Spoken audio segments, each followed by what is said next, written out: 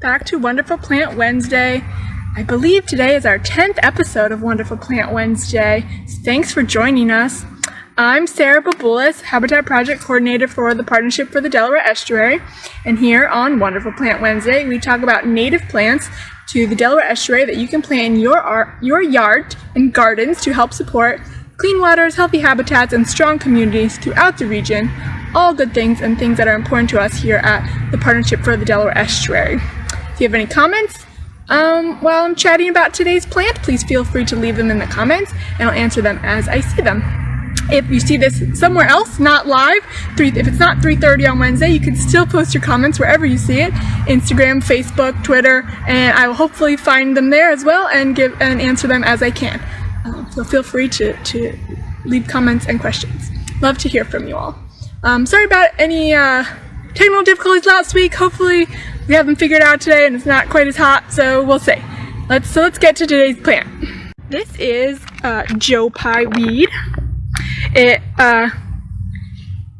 also called Eutrochium dubium, and I'm about 90% sure that it is Eutrochium dubium, and we'll get a little bit into that. Eutrochium means good or new, well, world. Trochium means world, and that has to do with the plant has its leaves. Plant leaves are generally opposite, alternate, or whorled, which means you have many leaves coming up around the stem.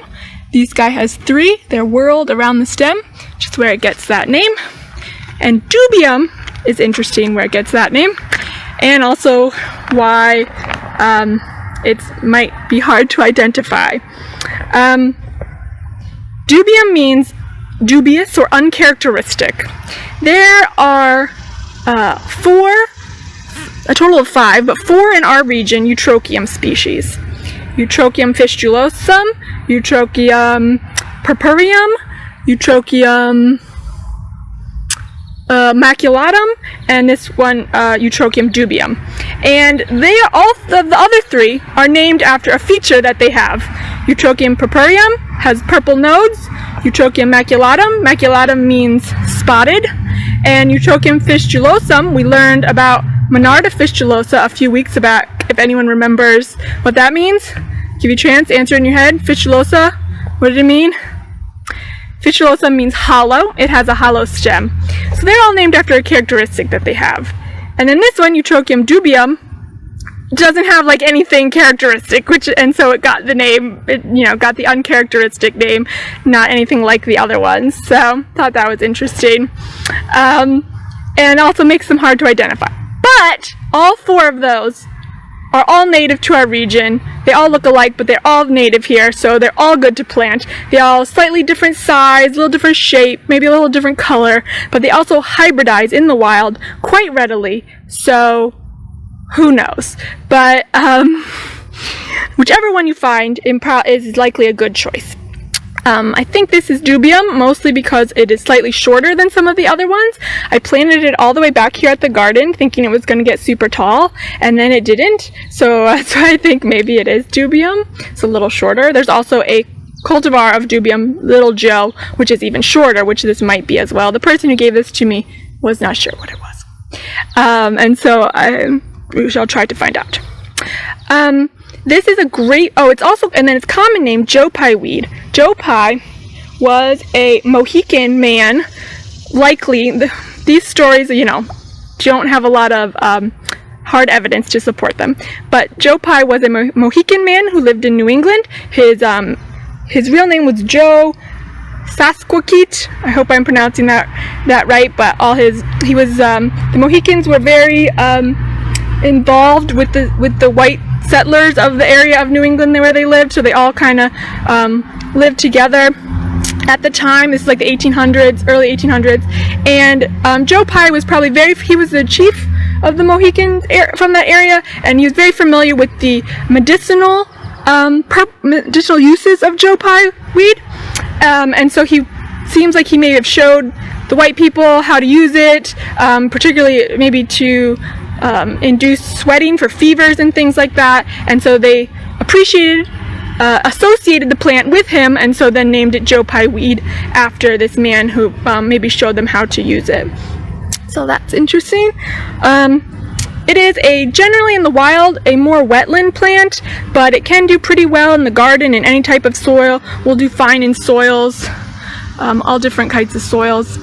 Clay is fine. It generally doesn't like extreme drought. Dubium, if you can find Eutrochium dubium, that is the best one for drought situations. The other three are a little less tolerant.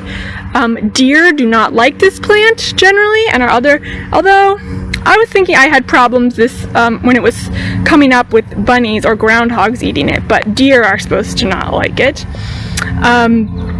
It has just these little, this is not fully bloomed yet. This will get a lot fuzzier and more beautiful as it comes. It just has started blooming, and it will bloom all into fall. It's a great plant for that. Later in the season, flowers. Like I said, this one is not very tall, maybe like 3 feet tall, and it will be a clumper. It will clump more as it grows. Again, I'm showing you, I did a lot of planting last year, guys, and so a lot of these plants are new to my garden. So this is the first year again for this, so it will get much clumpier and be a big showstopper when it gets to, I think I will move it. It's at the back here, and I think I will move it to more front because it's a little shorter than I thought it was. It's great, but you see those little flowers it has, like the little fuzzies? Those are the little flowers, and it will come all over and be super fuzzy and super cute. Loved by pollinators, butterflies, bees, and you can see there's tons of these little flies all over it. Maybe syrphid flies, I'm not sure what they are, but it is just full of it right now. Full of them. They're super cute. So this does great in a lot of different gardens. Like I said, it doesn't matter. You can't hardly go wrong if you find a Eutrochium or Joe Pye weed in a nursery. You can't go wrong with really any of them. They're all native. You might again check whether it needs super wet conditions or anything like that, but you really can't go wrong with this one. Doesn't really get a lot of diseases. Maybe a little bit of that mildew we talked about. Does well in clay. You can use some of the wetter ones are good for rain gardens. In case you want to set up a rain garden, they can be used in there as well. Okay, so this is Eutrochium dubium.